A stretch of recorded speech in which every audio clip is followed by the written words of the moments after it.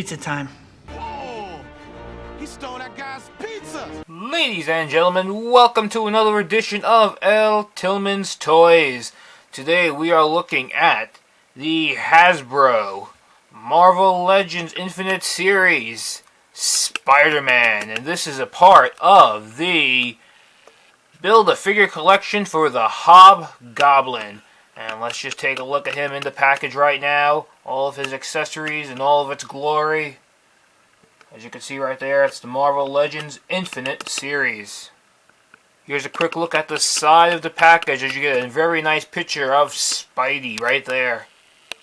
Very, very nice. Taking a look at the other side and you get the same picture but all in reverse. And now here's a look at the back of the package. You get a picture of the figure. There is Spidey waving with a piece of pizza, giving you a nice pearly white Peter Parker smile. Say cheese! Pizza time. And here is a look at the bio. You could pause and read it if you want to right now. And at the bottom you get a look at the other figures in the collection. Once again, this is the Build-A-Figure collection for the Hobgoblin.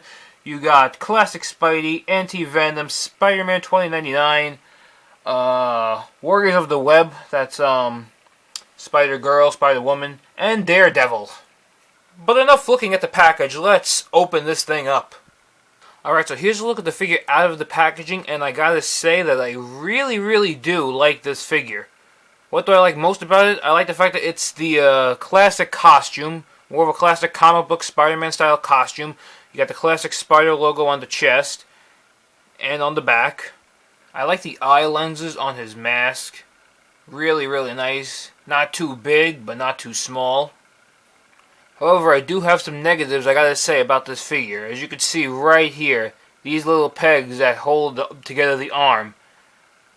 The red blends in on the other side, which is great, but on the opposite side, it just looks really bad and really sloppy. I don't know why Hasbro just doesn't paint over these blue to match with the rest of the costume and then just leave this side over here red. Also, I don't know if it's just my figure, but he has a little bit of a bow-legginess to him over there. As you can see, it's kind of wobbly at the legs, kind of too far apart. Also, once again, on my figure, I don't know if you can see on camera, but he has a bit of a smudge right there of blue paint on the red. Again, nothing too big, but bit of a blue smudge. So make sure you pick, if you gotta pick yourself up one, make sure that you check to make sure there's no blue smudge on the red. I also do not like this peg hole that's on his back.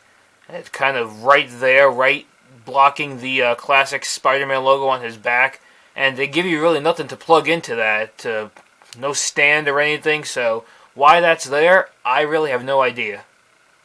And also this serial number on his leg, I kind of wish that they would just put it at the bottom of his foot. When it comes to posing the figure, his head can look up about that far, which is not too bad. And it can look down pretty good. His arms can extend about yay high without putting too much force. He does have a bit of some swivel. Wrists swiveled. Swivels at the bicep a little bit there. Not too much. Nothing near the forearm though. Just goes up about that far and down about that far. He does have a bit of an ab crunch to him at the torso, so that's pretty good for getting him into your classic Spider-Man poses.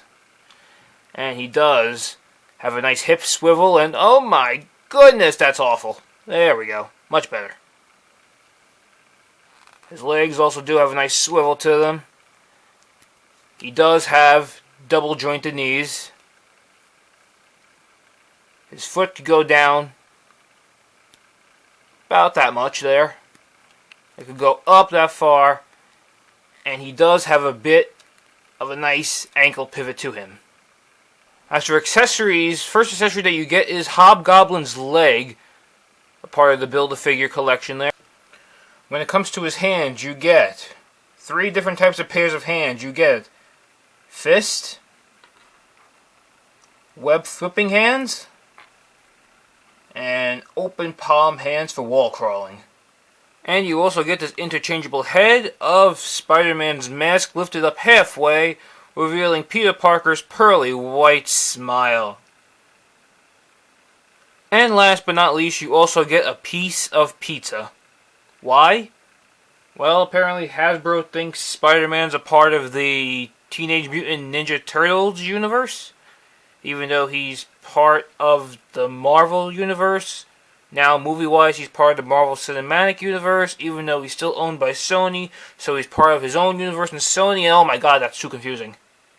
Alright, so here he is compared to the last Hasbro Spider-Man. This is the Amazing Spider-Man 2, and as you can see, the classic Spider-Man is slightly taller. Here he is compared to the Spectacular Spider-Man from the animated series. And here he is compared to one of my personal favorite Spider-Man figures right here. And I gotta say, it's close between which one I now like the most. It's really, really close. This figure is pretty sweet, but kind of like the articulation more on this one. But it's really, really close. These are two excellent classic Spider-Man figures. And so that does it for my look at the Hasbro Marvel Legends Infinite Series Classic Spider-Man, a part of the collector figurine Hobgoblin. I hope you enjoyed this video.